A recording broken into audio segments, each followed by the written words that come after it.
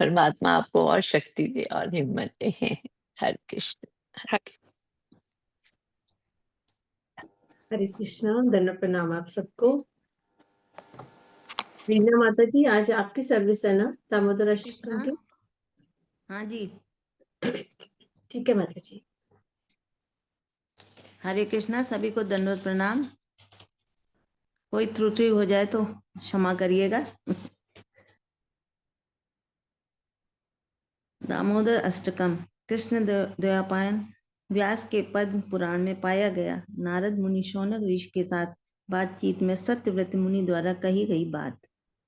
नमामीश्वरं सच्चिदानंद रूपम लसत कुंडलम गोकुले भ्राजमनम यशोदाभियुलुकलाद धावमान परामष्ट अत्यंत दुत्य गोप्या रुदन्तं मुहुर्नेत युगं रजन्तं कराम्भोज युग्मेन शातंक नेत्रम मुहुः श्वास कंप तेरे खाक कंठ स्थित ग्रैव दामोदरम भक्तिबद्धम इति दृक् स्वलीला भीर आनंद कुंडे स्वघोषम निमज्जन्तम आख्यापयन्तम तदीयेषु तगेषु भक्तिर्जितत्वं पुनः प्रेम तस्तं शतावृत्तिबन्धे वरं देव मोक्षं न मोक्षावधिं वा न चान्यं वृणेऽहं वरेशात् अपीह इदं ते वपुर्नाथ गोपाल बालं सदा मे मनस्य अभिरास्तां किम् अनन्य इदं ते मुखाम्भोजम् अत्यन्त नीलेर्वृतं कुन्तले स्निग्धरक्तैश्च गोप्या मुहुश्चुम्बितं बिम्बरक्ताधरं मे मनस्य आविरास्ताम् अलं लक्ष्यलाभे नमो देव दामोदर अनंत विष्णु प्रसीद प्रबोध जलाब्धिमग्नम् कृपादृष्टिविष्टाति दीनं बतानु ग्रहाणेश मामज्ञं यद् अक्षिदृश्यम् कुबेरात्मजो बद्धमूर्तिर् यद्दत् त्वया मोचितो भक्तिभाजो कृतो च तथा प्रेम भक्तिं स्वयं काम्ये प्रयक्ष न मोक्षे ग्रहो में अस्ति दामोदरेह नमस्ते स्तु धाम्ने स्फुरदीप्ति धाम्ने तदीयोदरायात् विश्वस्य धाम्ने नमो राधिकाय तदीये प्रियाय नमो अनंत लीलाय देवाय तुभ्यं नमामीश्वरं सच्चिदानन्दरूपं लसत्कुण्डलं गोकुले व्राजमनं यशोदाभियुलुकलादधावमानं परामृष्ट अत्यंत दुद्ध गोप्या। हरे कृष्णा। सभी को दंडवत प्रणाम।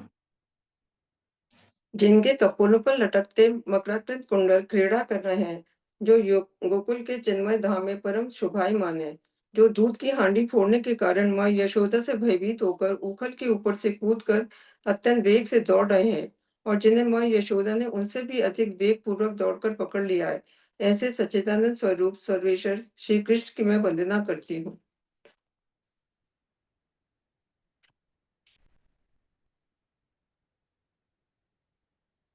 जननी के हाथ में छड़ी देखकर मार खाने के भय से डरकर जो रोते रोते बारंबार अपनी दोनों आंखों को अपने हस्त कमल से मसल रहे हैं, इनके दोनों नेत्र भय से अत्यंत वियल हैं। रोदन के आवेग से बारंबार सांस लेने के कारण वृत्ति रेखा युक्त कंठ में पड़ी हुई मोतियों की माला आदि कंठभूषण कंपित हो रहे हैं, और जिनका माँ यशोदा की वात्सल्य भक्ति के द्वारा से बंधा हुआ है, उन सच्चिदानंद स्वरूप सर्वेश्वर श्री कृष्ण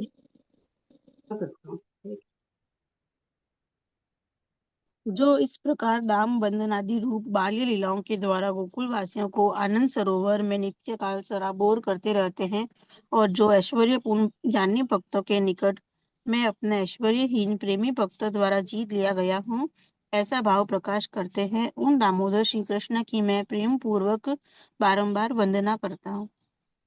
हे देव, आप सब प्रकार के वर देने में पूर्ण समर्थ हैं, तो भी मैं आपसे चतुर्थ पुरुषार्थ रूप मोक्ष या मोक्ष की चरम सीमा रूप श्री वैकुंठ आदि लोक भी नहीं चाहता, और ना ही मैं श्रवण और कीर्तन आदि नवदा भक्ति द्वारा प्राप्त किया जाने वाला कोई दूसरा वरदान ही आपसे मांगता हूँ। हे नाथ, मैं तो आपसे इतनी ही कृपा की भीख मांगता हूँ कि आपका ये बाल गोपाल रूप मेरे हृदय में नित्य काल विराजमान रहे। मुझे और दूसरे वरदान से कोई प्रयोजन नहीं है।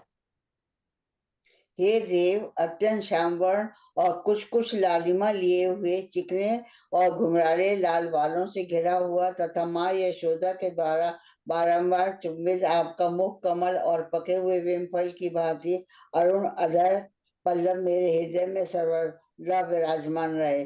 मुझे लाखों प्रकार के दूसरे लाभों की आवश्यकता नहीं है। हे देव, हे भक्त वत्सल दामोदर, हे अचिंत्य शक्ति युक्त अनंत, हे सर्वव्यापक विष्णु, हे मेरे ईश्वर प्रभु, हे परम स्वतंत्र ईश, मुझ पर प्रसन्न हुए। मैं दुख समूह रूप समुद्र में डूबा जा रहा हूँ, अतएव आप अपनी कृपा दृष्टि रूप अमृत की वर्षा कर मुझ अत्यंत दीनहीन शरणागत पर अनुग्रह कीजिए एवं मेरे नेत्रों के सामने साक्षात रूप से दर्शन दीजिए। हे दामोदर, जिस प्रकार अपने दामोदर रूप से ओखल में बंधे रहकर भी नल कुबेर और मणिग्रीव नामक कुबेर के दोनों पुत्रों का वृक्ष योनि से उद्धार कर उन्हें परम प्रयोजन रूप अपनी भक्ति भी प्रदान की थी, उसी प्रकार मुझे भी आप अपनी प्रेम भक्ति प्रदान कीजिए। यही मेरा एकमात्र आग्रह है, किसी भी अन्य प्रकार के मोक्ष के लिए मेरा तनिक भी आग्रह नहीं है। हरे कृष्णा। हे दामोदर, आपके उदर को बांधने वाली महान रज्जु रस्सी को प्रणाम है। निखिल ब्रह्म तेज के आश्रय और संपूर्ण ब्रह्मांड के आधार स्वरूप आपके उदर को नमस्कार है। आपकी प्रियतमा श्री राधा रानी के चरणों में मेरा बारंबार प्रणाम है। और हे अनंत लीला विलास करने वाले भगवान, मैं आपको भी सैकड़ों प्रणाम अर्पित करता हूँ। हरे कृष्ण। सभी को दंडवत प्रणाम।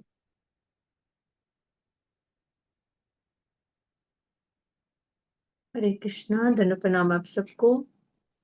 रितु माता जी, आप ये भी चलाओगे?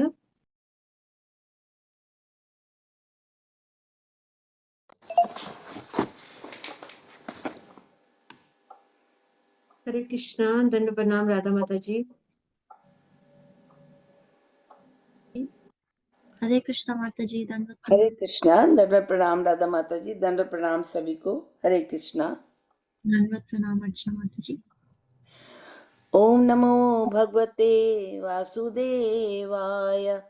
ओम नमो भगवते वासुदेवाय।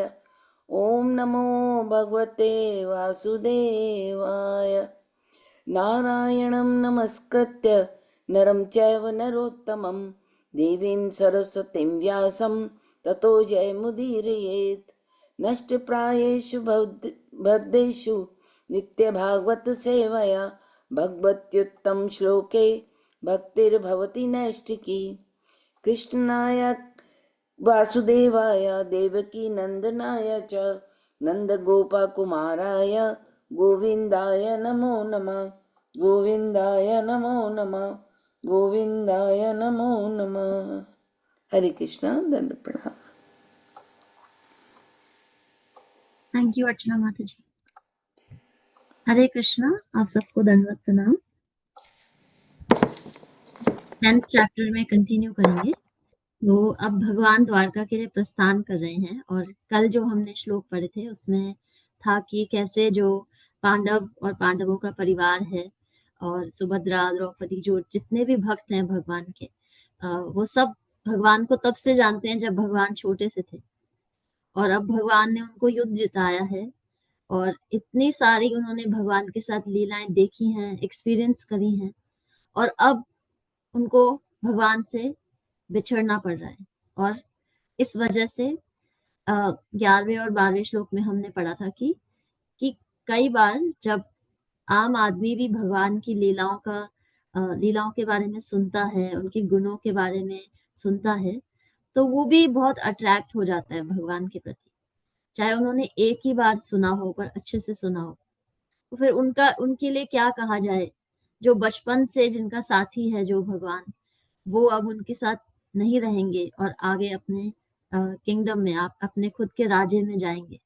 भगवान ने उनके साथ अ, हर प्रकार की लीला में पार्टिसिपेट किया है, उनके साथ युद्ध जैसे भयंकर परिस्थिति को भी उन्होंने संभाला है, और बहुत सारे अनेक लीलाएं हैं जिसमें उन्होंने बहुत अ, हंसी मजाक भी किया है पांडवों के साथ। तो अब 13th वर्स से हम स्टार्ट करेंगे। सर्वे ते निमिषे अक्षेस तम अनुद्रुत चेतसः वीक्षन्ता स्नेह संबद्धा विचेलुस्तत्र तत्रः। हरे कृष्णा। दंडवत प्रणाम माता जी। उन सबके हृदय उनके आकर्षण रूपी पात्र में द्रवित हो रहे थे। वे उन्हें अपलक नेत्रों से देख रहे थे और स्नेह के बंधन में बंधकर व्यग्रता से इधर उधर मचल रहे थे। हरे कृष्णा। थैंक यू माता जी। तो अब वो जैसे जैसे भगवान जा रहे हैं तो वो उनको देख रहे हैं और उनको घबराहट भी हो रही है, उनकी आंखें भी नहीं उनकी पलकें भी नहीं झपक रही। उनको इस प्रकार से, उनको एक तरह से एहसास हो रहा है कि हम कैसे इनसे दूर रहेंगे, जिन्होंने हमें, जो हमारी सारी जीवन के, जो हमारी कहानी है हमारे जीवन की, उस सबसे जो सबसे ज्यादा परिचित हैं, स्वयं भगवान, उनसे हम कैसे दूर रहेंगे। और ये सोचने वाली बात है कि पांडवों ने कितना कुछ देखा था अपने जीवन काल में। जब उनके पिता छोटी उम्र में थे पांडव, तब उनके पिता चले गए, फिर उनको वनवास में रहना पड़ा, उनके साथ उनके भाइयों ने अन्याय किया, उनकी पत्नी के साथ बहुत दुर्व्यवहार हुआ, उनकी माता के साथ दुर्व्यवहार हुआ, हर प्रकार से वो चैलेंज थे।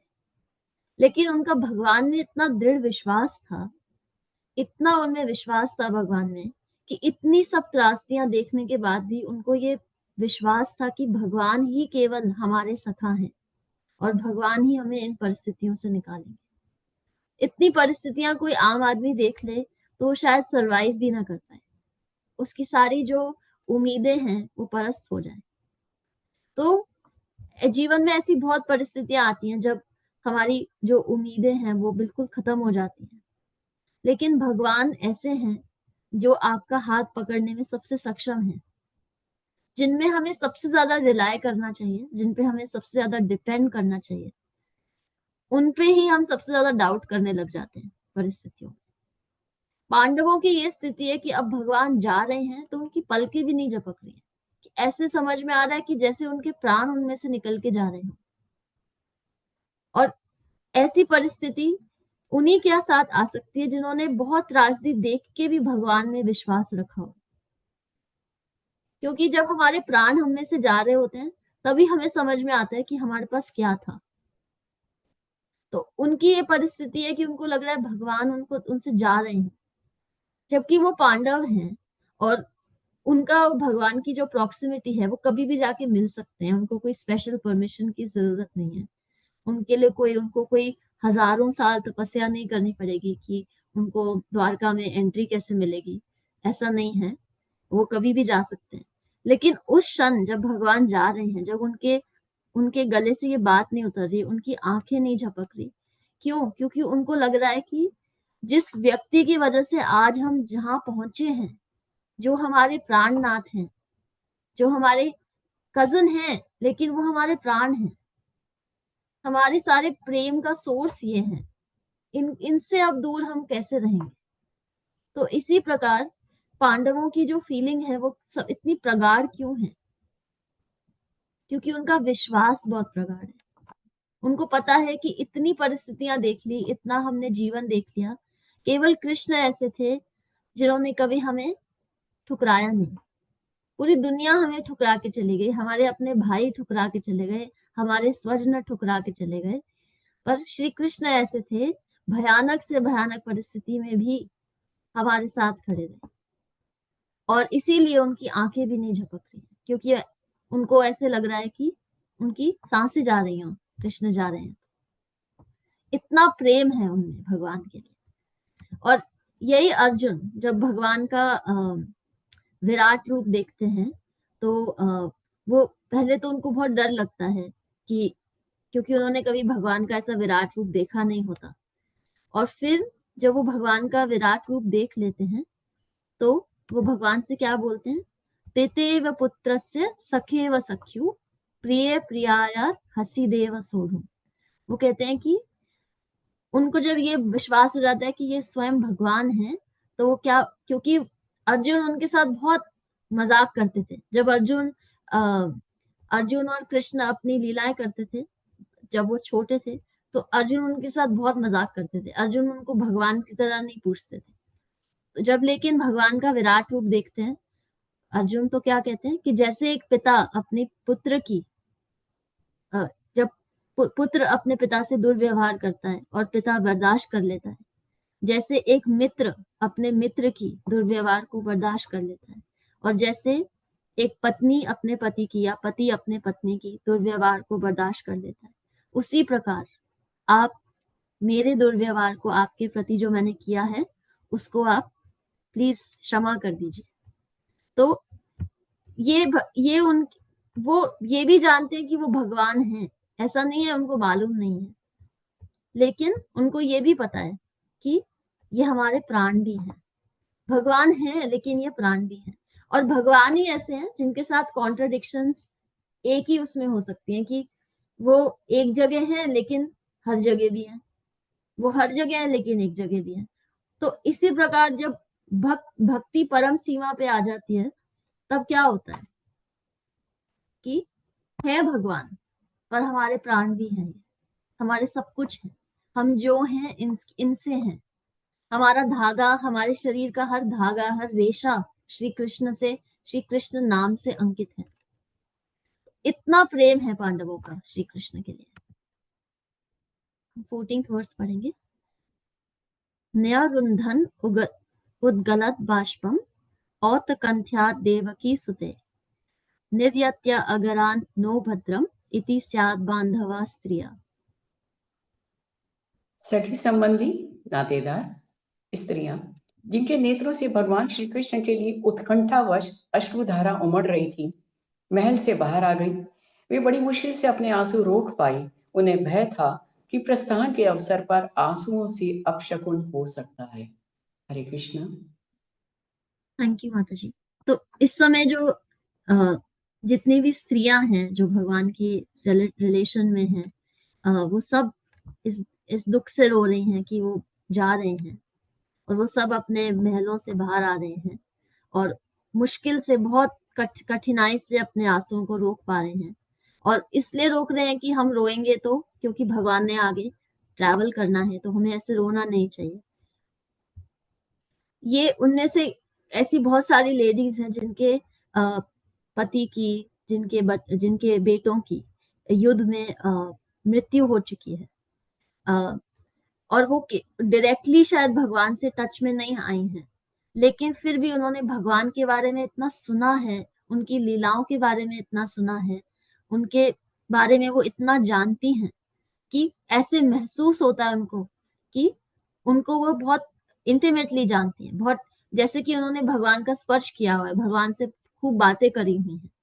तो कहने का बात है कि कृष्ण भगवान की बात कोई डायरेक्टली करे या इनडायरेक्टली सुने, दोनों प्रकार से वो भगवान से अटैच हो जाता है। और कृष्ण जो है वो एब्सोल्यूट है, उनकी नाम में, उनकी लीलाओं में, उनके गुणों में, और उनमें कोई डिफरेंस नहीं है। तो हम जितना उनके बारे में सुनते हैं, जितना हम उनसे जुड़ते हैं, उनके भक्तों से जुड़ते हैं, डायरेक्टली या इनडायरेक्टली, दोनों में हम भगवान कृष्ण से अटैच हो जाते हैं। जैसे कि इन बहुत सारी लेडीज की सिचुएशन है इस समय, जो कि उनको बहुत क्लोजली नहीं जानती, लेकिन इस सेपरेशन में उनको ऐसी फीलिंग आ रही है कि जैसे हम तो इनको हमेशा से जानते थे और अब हमारे को ये छोड़ के जा रहे हैं। 15 मृदंग शंख भैर्यश्च वीणा पनाव गोमुखा धुंधुरी आनका घंटाद्या नेदुर्दुंदु भयस्तथा। हस्तिनापुर के राजमहल से श्री भगवान के प्रस्थान के समय उनके सम्मान में विभिन्न प्रकार के ढोल यथा मृदंग, ढोल, नगाड़े, दुंदरी तथा दुंदुभी एवं विभिन्न प्रकार की वंशियां, वीणा, गोमुख तथा भेरियां एक साथ बज उठे। हरे कृष्णा। तो एक प्रकार से ये सेपरेशन है कि भगवान जा रहे हैं, और एक प्रकार से उनको ऑनर करने के लिए ये एक सेलिब्रेशन भी है, क्योंकि भगवान कुछ भी करते हैं वो एक प्रकार की ऑस्पिशियस चीज होती है। भगवान कुछ इनऑस्पिशियस नहीं करते, भगवान कुछ अशुभ नहीं करते। भगवान जो भी काम कर रहे हैं, जो भी उनकी लीला हमें सुन रही है, हमें दिखाई दे रही है, वो सब शुभ है। तो इस प्रकार से उनकी यात्रा शुभ हो, उनकी जो लीला इस समय चल रही है उसको ऑनर करने के लिए उस समय बहुत प्रकार के जो म्यूजिकल इंस्ट्रूमेंट्स थे वो बजाए जा रहे थे। 16 प्रासादा शिखरारूढ़ कुरु नार्यो दिदृक्षया ववृषा कुसुमय कृष्णम प्रेमावृदा सुमेदेक्षणा। श्री भगवान को देखने की प्रेममय इच्छा से कुरुओं की राजवंशी स्त्रियां राजमहल की छत पर चढ़ गईं और स्नेह तथा लज्जा से युक्त हंसती हुई श्री भगवान पर पुष्पों की वर्षा करने लगी। हरे कृष्ण। थैंक यू माता जी। तो भगवान को अच्छे से दर्शन लेने के लिए जो कुरु परिवार में जो स्त्रियां थी, जो पांडवों से जुड़ी हुई थी, वो सब महलों के ऊपर चली गई और बहुत प्रेम से, बहुत विनम्रता से, बहुत प्रेम से वो भगवान के ऊपर फ्लावर्स गिरा रही थी। तो यहाँ पे जो मेन चीज कही जा रही है कि पहले के समय में एक लेडीज में जो एक क्वालिटी होती थी जिसको लेडी लाइक क्वालिटी माना जाता है, शाइनेस की, मतलब प्रेम से, शाइनेस से, एक लेडीज का जो स्वभाव होता है उसकी यहाँ पे चर्चा की जा रही है कि ये लेडीज में एक जनरल ट्रेट होता है कि जब लेडीज जैसे पुराने जमाने में पर्दा रखती थी और जहाँ पे आदमी होते थे, राजा होते थे, वहां पे लेडीज नहीं जाया करती थी। लेकिन क्योंकि इस समय श्री कृष्ण प्रस्थान कर रहे हैं तो ये लेडीज पैलेस के ऊपर जा रही हैं और भगवान को अपनी रिस्पेक्ट शो कर रही हैं, और वो अफेक्शन तो शो कर रही हैं लेकिन वो मन ही मन अपने अब शाय भी फील कर रही हैं। तो कहने का मतलब है कि वो इतनी पावरफुल वुमेन थी, पांडवों से जुड़ी हुई थी, भगवान श्री कृष्ण से जुड़ी हुई थी, लेकिन फिर भी उनमें ऐसा कोई गुण नहीं था कि वो जैसे आजकल हम बात करते हैं जेंडर इक्वालिटी की, कि हम अपने फेयर राइट्स लेके रहेंगे, हम बता के रहेंगे कि हम कितने स्ट्रांग हैं। इन लेडीज को जरूरत नहीं थी बताने की, क्योंकि उनको पता था कि हमारी पोजीशन क्या है। जब रिस्पेक्ट हम मांगते हैं तो हमें नहीं मिलती, रिस्पेक्ट हमें मांगने से कभी भी नहीं मिलती। रिस्पेक्ट के लिए रिस्पेक्ट हमें कैसे मिलती है? जब हम हमारा जो आचरण है, हमारा जो चरित्र है वो इतना अच्छा हो कि कोई ना चाह के भी हमें देखे तो उसको रिस्पेक्ट देनी पड़े। तो यही जो लेडीज का यहाँ एग्जाम्पल दिया जा रहा है कि वो अपने स्वभाव और स्वरूप से परिचित थी। वो इस बात से विरोध नहीं कर रही थी कि हम लेडीज हैं, हमें कोई फ्रीडम नहीं है, हम भगवान के साथ उठते खेलते बैठते नहीं है, ऐसा नहीं था। वो बहुत डिग्निफाइड थी, उनमें बहुत डिग्निटी थी और वो बहुत अपने व्यवहार से परिचित थी, और ये सब करते हुए भी वो भगवान को ऑनर कर रही थी जब भगवान द्वारका के लिए प्रस्थान कर रहे थे। 17 सितात पत्रम जग्रह मुक्तादमा विभूषितम रत्नदंडम गुडाकेशा प्रिय प्रियतमस्यः। उस समय महान योद्धा तथा निंद्रा को जीतने वाले अर्जुन ने, जो परम प्रिय श्री भगवान का घनिष्ठ मित्र थे, एक छाता लिया जिसका हत्था रत्नों का था, जिसमें मोतियों की झालर लगी हुई थी। हरे कृष्ण। थैंक यू माता जी। तो जब इस समय जब अर्जुन थे और उनको गुडाकेश क्यों कहा जाता है? गुडाकेश का मतलब होता है जिसने नींद को जीत लिया है। नींद को जीत लेने का मतलब नहीं होता, ये नहीं होता कि वो सोते नहीं है, या जो व्यक्ति सोता नहीं है उसको हम गुड़ाकेश बोलने लग जाएंगे। नींद को जीतना क्या होता है? अपनी अज्ञानता, अपने मोह से जीत पा लेना, उसको गुड़ाकेश कहा जाता है। तो इस समय जो अर्जुन है, जो भगवान के सबसे प्रियतम सखा है, और जब भगवान अपनी विभूतियां बताते हैं तो वो क्या बोलते हैं? पांडवों में मैं अर्जुन हूँ। तो भगवान के ही विभूति हैं अर्जुन। तो अर्जुन उस समय एक छाता लेते हैं और भगवान के प्रस्थान में आगे आगे बढ़ते हैं। तो कहने का मतलब है कि सब अपनी तरफ से, जैसे जैसे उनकी रिलेशन होती है, जैसे जैसे उनकी क्लोजनेस होती है, वो सब अपने अपनी तरफ से भगवान को बहुत वार्म गुड बाय कहना चाहते हैं कि भगवान की यात्रा अच्छी हो, और किसी ना किसी प्रकार से वो भगवान को थैंक यू बोल सके, क्योंकि वो कितने भी थैंक यू बोल दें उतने कम है। उनकी बहुत मिक्स्ड फीलिंग्स चल रही हैं इस समय, खुशी भी है, दुख भी है। उस प्रकार से वो सब अपनी अपनी फीलिंग्स को एक्सप्रेस कर रहे हैं यहाँ पे। 18th, उद्धवा सात्यकश्चैव व्यजने परमाद्भुते विकर्यामान कुस्माय रेजे मधुपति पथि। उद्धव तथा सात्यकी अलंकृत पंखों से श्री भगवान पर पंखा झलने लगे और मधु के स्वामी भगवान श्री कृष्ण ने बिखरे हुए पुष्पों पर आसीन होकर उन्हें मार्ग पर चलने हेतु आदेश दिया। हरे कृष्ण। थैंक यू माता जी।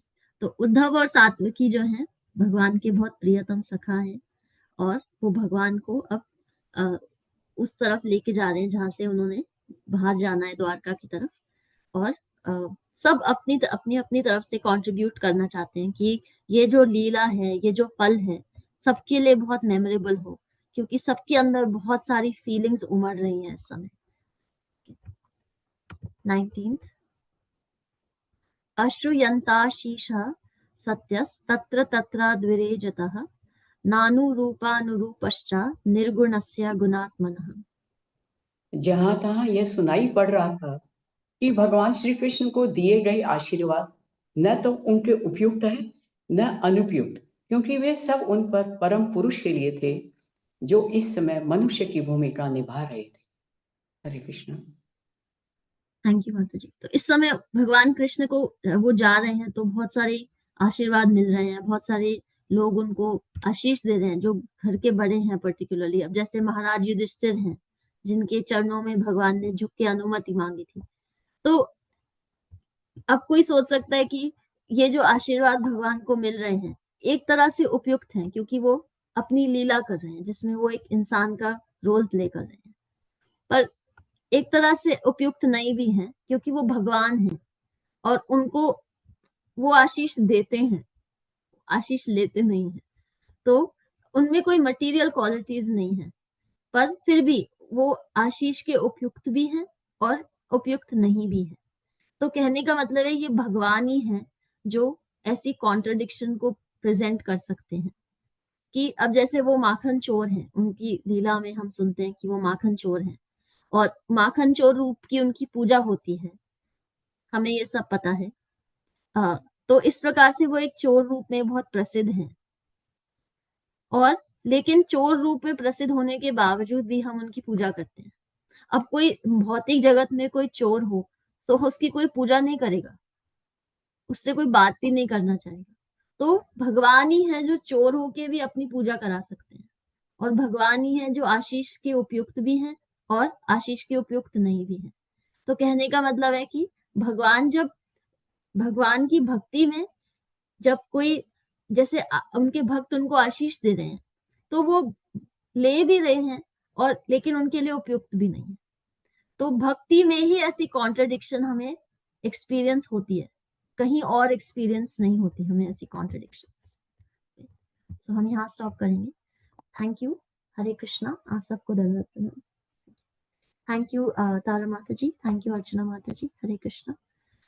Any questions?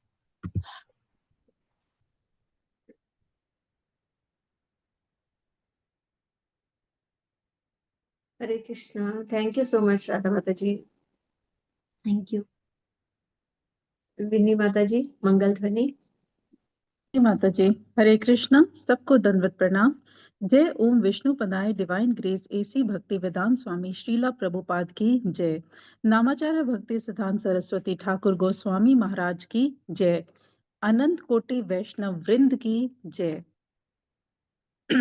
अनंत कोटि वैष्णव वृंद की जय। नामाचार्य शीला हरिदास ठाकुर की जय।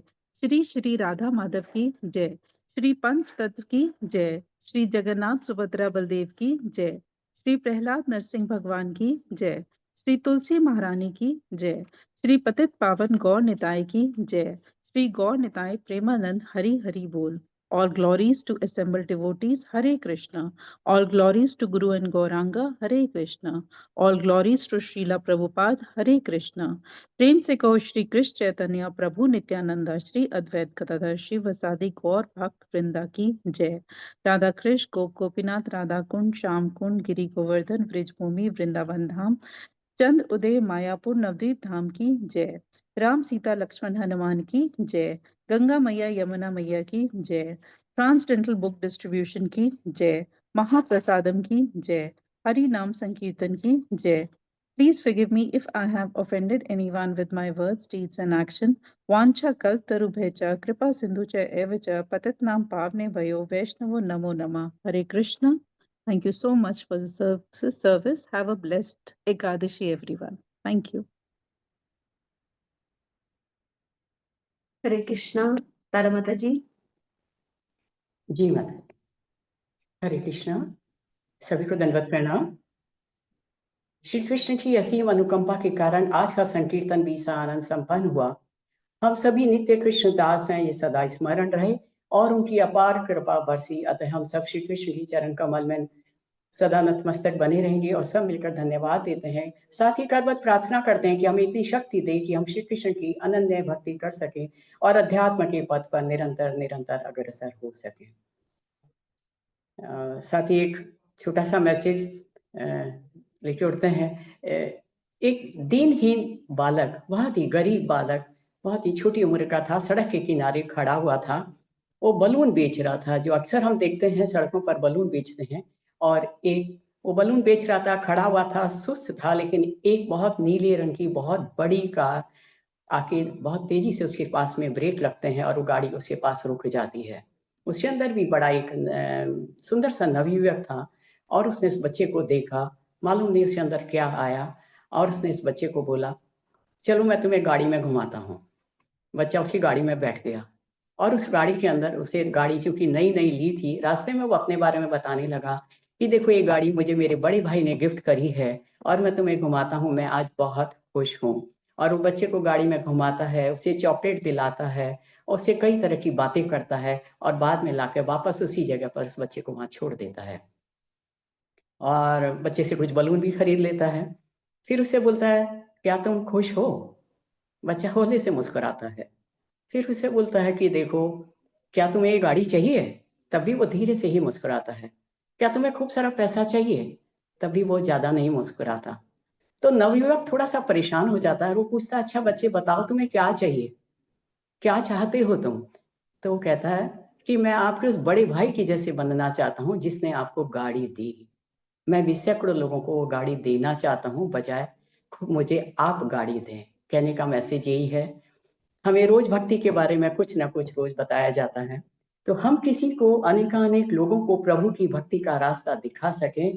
कोई इसकी बजाय कोई हमारी भक्ति का दीपक जलाए, हम लाखों लोगों की भक्ति का दीपक जलाएं, हम उनके लिए प्रेरणा स्रोत बन सके। ये हमें प्रभु से मांगना चाहिए। कहते हैं मारवाड़ी में, फिर वही कहावत हमारे इधर मेरी मदर इन लॉ अक्सर बोलती है, अंगुली दिखाया ही धर्म है। मतलब आप किसी को अंगुली से बता दो कि तुम गीता पढ़ो, तुम दीपक जलाओ, तुम ये आराधना करो, उसमें भी बहुत बड़ा धर्म है। आज राधा माता जी ने बताया था कि भगवान ऐसे हैं जो आपका हाथ पकड़ने में सबसे ज्यादा सक्षम है। उसी पर मैं 2 लाइनें थोड़ी सी काव्यात्मक रूप में है वो बताती हूँ। अब सौंप दिया इस जीवन का सब भार तुम्हारे हाथों में है, जीत तुम्हारे हाथों में, अब हार तुम्हारे हाथों में। मेरा निश्चय बस एक यही, एक बार तुम्हें पा जाऊं मैं, अर्पण कर दूं दुनिया भर का सब प्यार तुम्हारे हाथों में। जो जग में रहूं तो ऐसे रहूं जो जल में कमल का फूल रहे, मेरे सब गुण दोष समर्पित हो करतार तुम्हारे हाथों में। यदि मानव का मुझे जन्म मिले तो तब चरणों का पुजारी बनूं, इस पूजा की एक एक रग का तार तुम्हारे हाथों में। जब संसार का कैदी बनूं, निष्काम भाव से कर्म करूं, फिर अंत समय में प्राण तजूं, निरंकार तुम्हारे हाथों में। मुझ में तुझ में बस भेद यही, मैं नर हूं तुम नारायण हो, मैं हूं संसार के हाथों में, संसार तुम्हारे हाथों में। अब सौंप दिया इस जीवन का सब भार तुम्हारे हाथों में। हरे कृष्णा। सभी को दंडवत प्रणाम।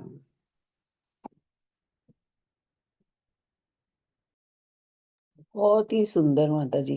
हरे कृष्णा। तारा माता जी जी थैंक यू। विदुषी तारा माता जी, आपको बहुत बहुत जो आपने सुनाया, बहुत बहुत नमन। मेरी माँ गाती होती थी। जी माता जी।